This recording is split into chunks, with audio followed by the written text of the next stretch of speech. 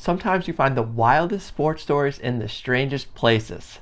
And today, we're going down to an ultimate Frisbee field in Sarasota, Florida, 2008 for the biggest comeback in sports history.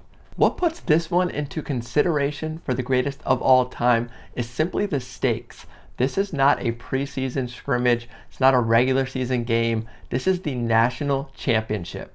And these two teams, San Francisco Fury and Seattle Riot, have both won 2 of the last 4. If you're new to Ultimate, all you need to know is that the game is to 15 points. A point is scored is when you catch a Frisbee in the other team's goal. Now that the stage is set, let's take a look at the incredible scenes. We'll pick it up on the first point, San Francisco Fury in white, Seattle Riot in red, and the first throw of the game was an omen.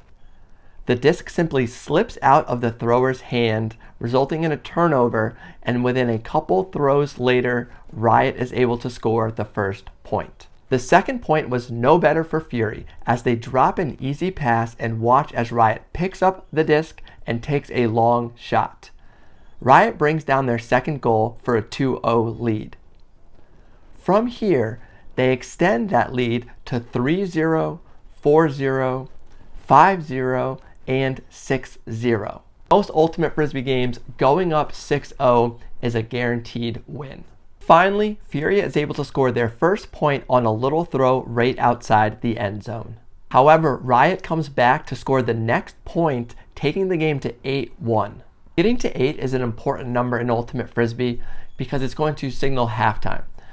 Since Riot kicked off, aka pulled in the first half, they're going to start with the disc, another big advantage. Sure enough, Riot puts it in, taking the game to 9-1. Ultimate Frisbee is a bit like tennis in that if you start a point on defense, it's called a break simply because it's harder. And if Fury wants to come back in this game, not only will they have to outscore Riot, but they'll have to do it on defense, aka breaking Riot multiple times. At 9-1, Riot deflects a Fury throw and marches it in for their own break, making the game 10-1, essentially out of reach. You have to think at this point, both teams know the outcome that's effectively sitting 30 minutes away. To their credit, Fury doesn't quit and puts in their first goal in the second half, making it 10-2. And when they pull it to Seattle for the next point, there's a noticeable change for the viewer. Up to this point, their strategy on defense is to play matchup 1v1 defense. But now they opt to go into a zone.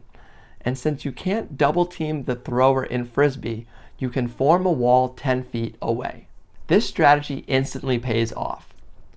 Fury gets a Callahan, which is an incredibly rare play where you catch the disc on defense in the other team's end zone, resulting in an instant goal. It's 10-3. The zone comes back again and Fury breaks 10-4. Riot is now able to steady the ship and gets a clean score to push it to 11-4, just 4 points away from a national championship.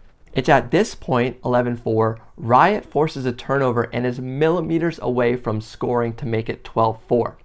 However, the player's foot is on the line and Fury goes the entire field to make it 11-5. From there, Fury scores again for 11-6, and again, and again. Now it's 11-8 and the energy is building. Down 3 is still unlikely at this point of the game, but it's doable. And it looks like from the tape that both teams are realizing that Fury can win. Fury throws a really cool air bounce here to score again, closing the gap to just 2. And shortly after, they break again to make it 11-10. Amidst a wave of incredible momentum, Riot is able to play a good, clean point to push it back to 12-10, but that would be the last goal they scored.